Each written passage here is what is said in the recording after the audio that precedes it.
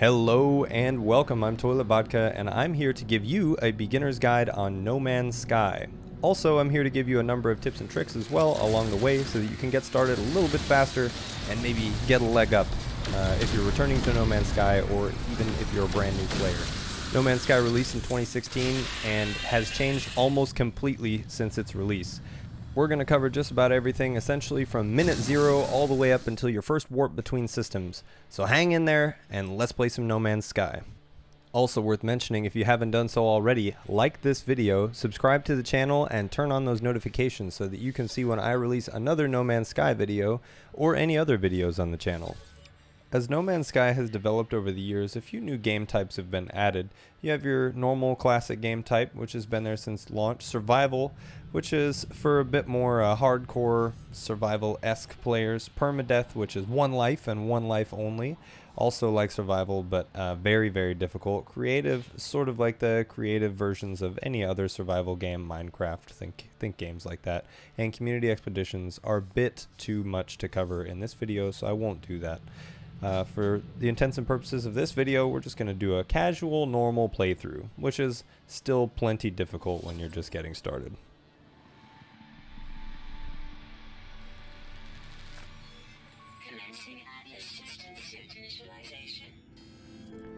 Since this is a guide for filthy casuals, if you're anything like me, you're going to have a little bit of trouble at the start.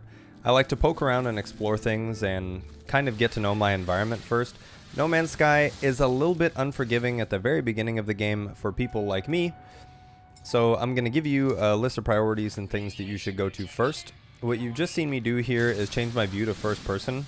If you toggle your quick menu and then slide over to the little gear settings icon and select that, you'll move a little bit further to the right and it'll give you the option to enable or change your viewpoint. I find third-person view to be a bit too distracting, so I prefer to stay in first-person view. You can leave it on third-person if you like, it's totally user preference. So when you first get started, you're going to want to harvest some ferrite dust. When you hover your target reticle from your mining laser over an object, you'll see what elements it contains. Some of the flower-like objects here, they look like plants, a little bit more plant-like. Those are the ones that are typically going to contain carbon, which you're also going to need a lot of. But ferrite dust is your first priority because you need to repair your scanner. Once your scanner is repaired, you need to find materials to survive.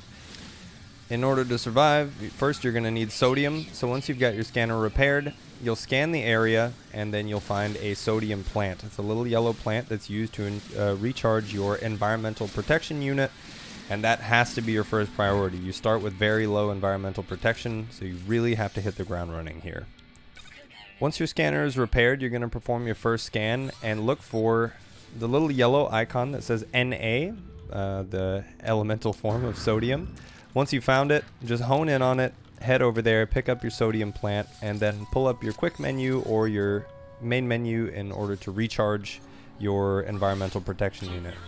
Once your environmental protection unit's recharged, you're also going to want to start searching for carbon, oxygen, and then you're going to find your ship.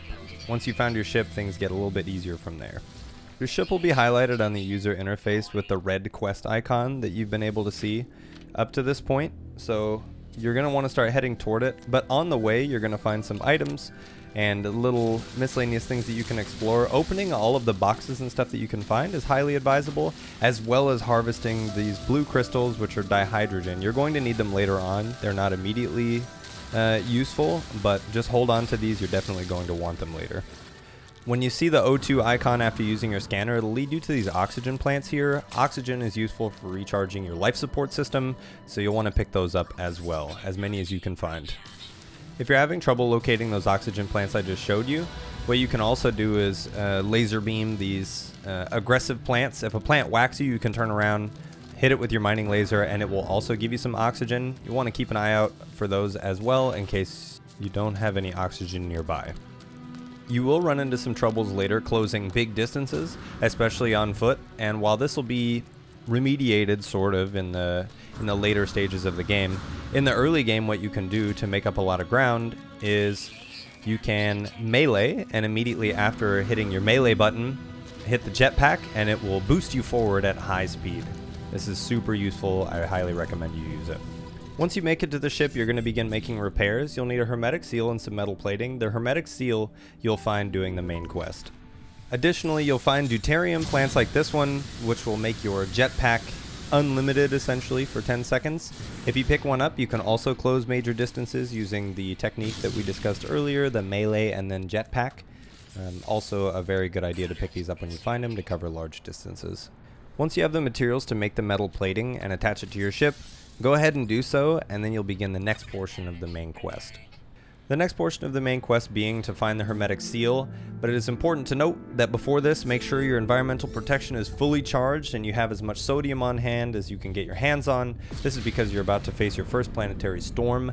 When you're in it, it's going to drain your environmental protection very quickly and can definitely kill you, so be very attentive to this.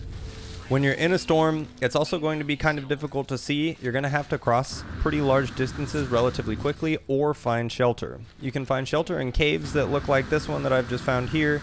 I ended up finding this after the storm, but if you can find a cave or something that will block you from the elements, it'll give you time to recharge or wait out the storm. You can see during the radiation storm here that my environmental protection is dropping very rapidly. This is why I say that it's important to be prepared beforehand. What I chose to do was just close the gap as quickly as possible. If you use the techniques that we've already talked about in the video, you shouldn't have a problem with this. And then you can pick up your grand prize and also recharge your environmental protection, the hermetic seal blueprint.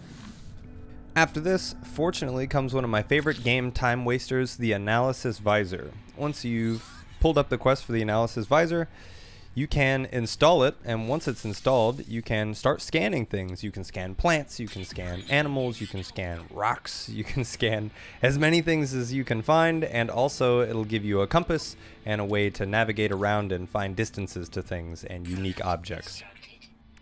If you do a quick scan with your analysis visor after you've constructed it, you'll notice also a lot of other points of interest or objects of interest. Some of these you'll be getting into sooner rather than later, especially when you get into base construction and things of that nature. The analysis visor is an extremely useful tool and you'll be using it for the rest of the game, so get acquainted with it as quickly as you can manage. Scanning plants and animals also gives you achievements in Steam and on consoles, if I'm not mistaken. So it's always worth a scan, and also you can find out what materials, what secondary materials a lot of plants, minerals, and animals contain in case you have to harvest them for future use. And you'll also be able to denote where hazardous items are by the red exclamation point on your user interface.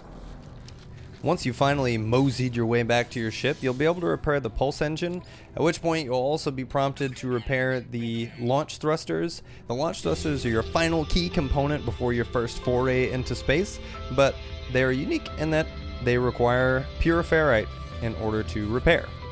This is where you'll be introduced to the portable refiner, which is used to create some advanced crafting materials. You can construct it using your construction menu. Whatever controller or mouse and keyboard that you use, you'll be able to pull up the construction menu, create the portable refiner.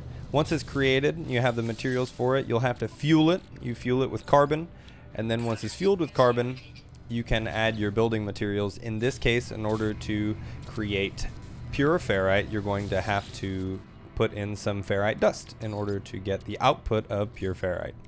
It's also a good idea to just drop some other items into the input to see what your output could be before you get started. That way you can start experimenting and see what items you can create with the refiner. Once you've created your pure ferrite, you're also going to want to go into your inventory and create some dihydrogen jelly using those dihydrogen crystals, the blue ones that we harvested earlier. If you haven't, it's a good time to use your scanner. Go find some, harvest them real quick, create some dihydrogen jelly, and then repair your launch thrusters. Once your launch thrusters are repaired, you're going to be ready to take your first bit of space travel. Beep, beep, beep, beep. Once you've gotten into your ship and you're ready to take your first off-planet jaunt, basically you're just going to want to point your nose straight up and head out into the stars. Once you get off-planet, a good idea is to start shooting at some asteroids to get tritium, which is pulse drive fuel. You'll need that a little bit later on. The controls on the ship can be a little bit clunky. From what I understand, they are a bit better on controller than on mouse and keyboard, so if you prefer mouse and keyboard, you may want to consider switching to controller. specifically for space flight, or just get used to controller controls the entire time or from the beginning. This is also where you'll get acquainted with your photon cannons, your boost, and your pulse engine. Your pulse engine is very useful, but also requires a decent amount of tritium, which you can find in tritium hyperclusters that can also be harvested from asteroids. Asteroids contain a lot of precious metals, so they may be worth shooting at least in the earlier portions of the game. Later on, you probably won't need them as much, but they are still useful nonetheless, especially if you find yourself in a bind. You can just blast a few asteroids, get the fuel you need, and get on out of there. And you'd be forgiven for thinking that now's the time to get everything ready to go and make your first jump into hyperspace. Start exploring some of those other galaxies that you've heard so much about. But you're not quite ready yet. First, we have a few more things to do planet-side. You need to create a terrain manipulator. Terrain manipulators are some of my favorite tools in No Man's Sky, and you'll see why in just a moment. If you didn't save any of your dihydrogen crystals from earlier in order to make more dihydrogen jelly, you'll have to go harvest a bit more in order to make the terrain manipulator. But once you have it made, everything is easy breezy from this point forward.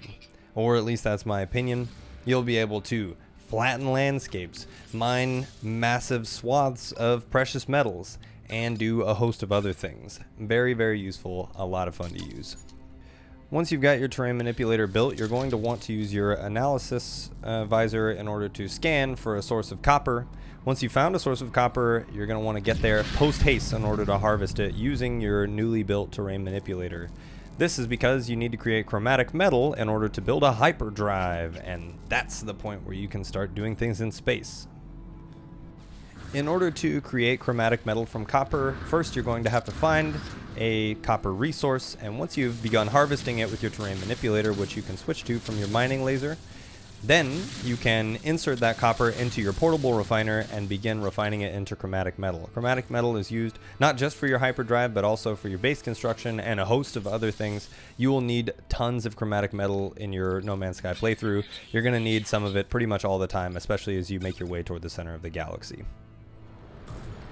Once you're ready to place your base, you're going to enter the construction menu and create a base computer, as long as you have the material to do so. Once you have a base computer, you can actually begin building your base in earnest. Your base design is really up to you, that's your own choice. What I like to do for my first planet is to make a serviceable box that can hold everything that I need to create before we can make the hyperdrive. If you don't have very much ferrite dust or carbon left, you're going to need to go get some now, because you're going to need a fair bit of it in order to complete construction of your base before you can move on to the next section. What I like to do to ensure that I have enough materials by the time it's time to create the base is to just harvest things as I'm moving from place to place.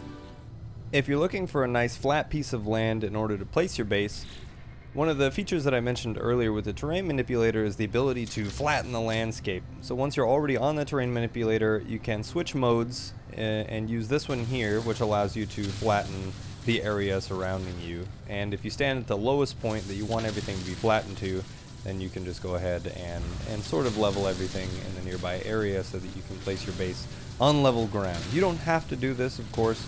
It's just my preference because I don't like my base to be on uneven footing.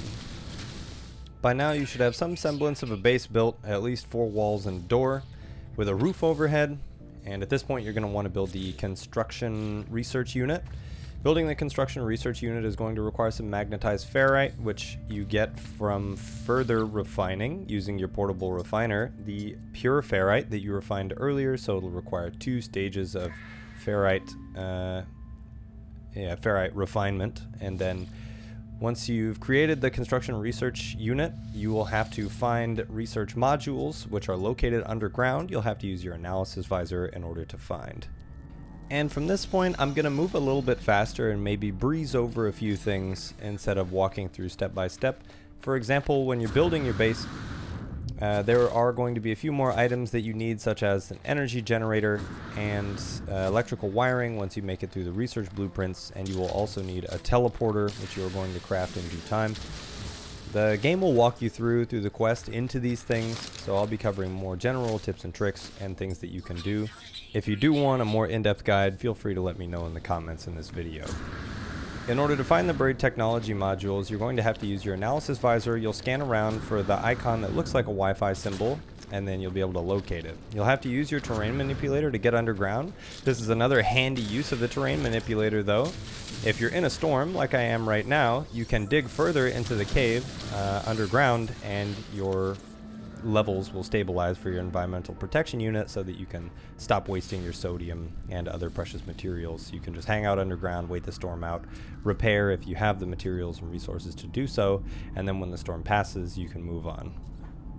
I highly recommend that when you have the opportunity, or if you just happen to be in a place where you can find some buried technology modules, that you go ahead and scoop them up. You will need a lot of buried technology modules and the points that they provide. So as a precious commodity, you'll have to seek them out pretty actively.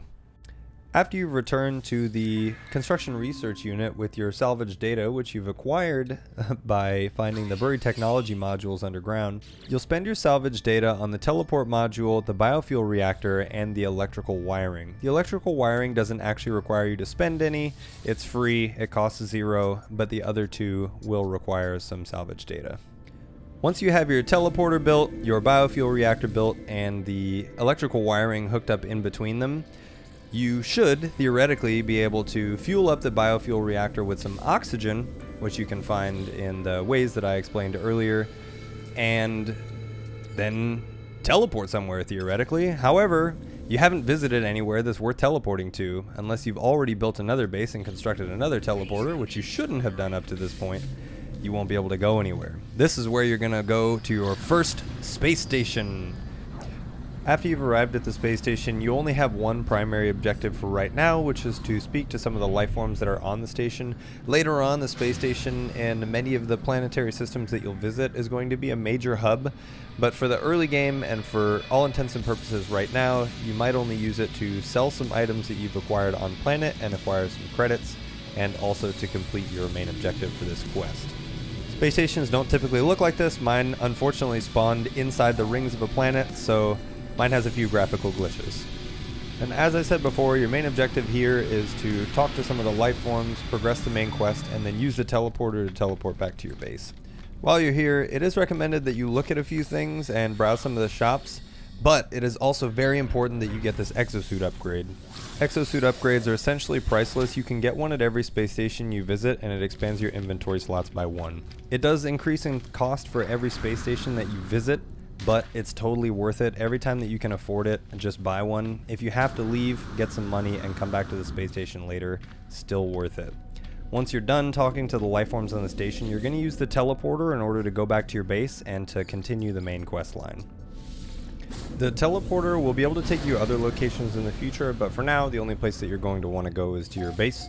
So once you've warped there, you'll get the next segment of your main quest, quote-unquote main quest, and this is going to be to acquire your hyperdrive. So you'll get in your ship, hop on over there, and when you land, you'll be able to pick up the blueprint for the hyperdrive and begin work in earnest on installing it. And additionally, when you land at these large crashed freighters or ships, you can acquire some other materials and stuff, which sometimes include some of the fuel that you need, antimatter, for your hyperdrive. So if you use your mining laser on these doors and you open these massive cargo pods that are within, you can get some extra supplies and stuff inside of those as well. All you need is a little bit of silicate powder, which you can find by mining literally any patch of dirt with your terrain manipulator. Most times you'll just acquire it naturally by mining other things with your terrain manipulator. Also worth noting is, as you've seen here, you take some environmental protection damage when you open those cargo pods. They release some radiation, and so if your environmental protection is low or you don't have sodium, you'll have to run away very quickly in order to avoid that. And you'll see me walking to the space station galactic terminal here. You'll have to fly your ship back to the space station or to any galactic terminal that you happen to know the location of, and you're going to buy 5 microprocessors. If you haven't acquired them somewhere else, the microprocessors are required for installing the hyperdrive into your ship. The hyperdrive, you've only got one step left to complete before you can make your first warp, and that is to go acquire some fuel. And in order to acquire the fuel, you have to have one last blueprint, which if you leave the space station, it will show you the location to. So After you've got the hyperdrive installed, you'll get the quest, get in your ship, take off, find the planet that's nearby that the hyperdrive fuel is located on. You're going to land there, and yeah, you're going to go get the blueprint for the antimatter. Of course, the keen-eyed among you will notice that earlier when I was getting some stuff from the cargo pods that I already acquired some antimatter. Unfortunately, you still have to complete this quest in order to create the warp fuel, because there are two recipes, the antimatter recipe and the antimatter or warp fuel housing recipe, essentially.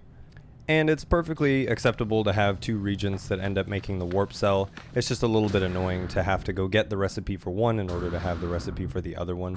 However, another fun part is when you land at the antimatter trace location, wherever it may be, it's going to be at one of these derelict facilities that has these whispering eggs in it. And we'll get to those in just a moment. But first you actually have to talk to the haunted terminal or interact with it and remove the blockages in order to acquire the recipe for it. So you'll go ahead and do that. You'll get the recipe for the antimatter and antimatter housing so that you can create the warp cell and continue on with your quest. And then once you can craft the warp cell, you can just go ahead and make it. You make it just like you make anything else. You'll make your regent recipes, the antimatter housing, and of course if you already have antimatter, then you can just create the warp cell outright in your inventory and use it to fuel your ship. However, like I said, I was going to mention those whispering eggs earlier. So if you mine these with your mining laser, they will drop a larval core. Larval cores are worth a bunch of money, and they can also be used for cooking and crafting recipes.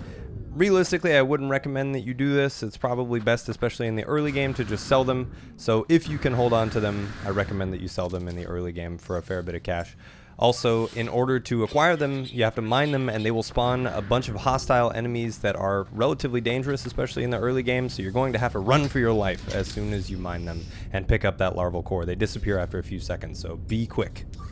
Once you've charged up your hyperdrive with the warp cell, you're going to be ready to make your first warp out of the system. It's only good for one, so pick your system carefully. Once you get off the planet, you'll be able to pull up your map, select a system that you want to jump to, and then warp there. It'll give you some pretty detailed instructions about it, so you don't have to worry about it too terribly, but you should be heading for the center of the galaxy. At least that's the recommended route. Probably best to just stick with that until you know what you're doing. And for this video, that's pretty much it. That was all of our goals met for this one. Once you reach the next system, it'll give you another quest point so that you can obtain some more fuel and start getting a little bit more of the lore out of the game. I was trying to avoid spoilers intentionally, so I didn't show any of the lore portions of the quests or readouts or anything like that. I think it's worth experiencing on your own, especially if it's your first time playing. If it's not your first time playing, of course, you can skip through it, and you probably already know what you're doing anyway. You're just looking for a bit of a refresher. So, without further ado, thank you for watching. I hope to see you on the next video where I cover some more advanced tips and tricks in the next segments of the main quest line.